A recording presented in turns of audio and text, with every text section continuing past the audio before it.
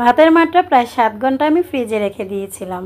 7 ঘন্টা পর আমি এটাকে বের করে নিয়ে এসেছি। আর দেখুন ভাতের মারটা কিন্তু ঘন হয়ে গিয়েছে। আজকে আমি আপনাদেরকে দেখাবো কিভাবে আপনারা এই ভাতের মারটা ত্বকে ব্যবহার করবেন, আর এই ভাতের মার ব্যবহার করে নিজের ত্বকটাকে কোরিয়ানদের মতো কিভাবে ঝকঝকে করে নেবেন। এই যে ঠান্ডা হয়ে যাওয়া ভাতের মারটা, এটা কিন্তু চাইলে আপনারা সরাসরি আপনাদের ত্বকে ব্যবহার করতে পারেন। বিশেষ করে যাদের ত্বকে ব্রণের সমস্যা রয়েছে, যাদের ত্বকে ফুসকুড়ির মতো সমস্যা রয়েছে, তারা কিন্তু সরাসরি এভাবে ফ্রিজ থেকে এনে ঠান্ডা ভাতের মারটাই আপনারা আপনাদের মুখে ব্যবহার করবেন। এভাবে কিছুদিন অ্যাপ্লাই করে দেখবেন, এতে কিন্তু খুব দ্রুত আপনাদের ত্বকের যেই ব্রণগুলো থাকবে বা বিভিন্ন ফুসকুড়ির সমস্যাগুলো থাকবে, ওইগুলো খুবই তাড়াতাড়ি নিরাময় হয়ে যাবে। শুধুমাত্র এই ভাতের মারটা আপনার ত্বকে ব্যবহার করলে ত্বকের বিভিন্ন ধরনের দাগ, রোদে পোড়া দাগ, ছোপ দাগগুলো কিন্তু চলে যাবে। তাছাড়া ভাতের মার কিন্তু আমরা আদিকাল থেকেই ব্যবহার করে আসছি, এটা আমরা অনেকে জানি, আবার অনেকে আমরা জানি না।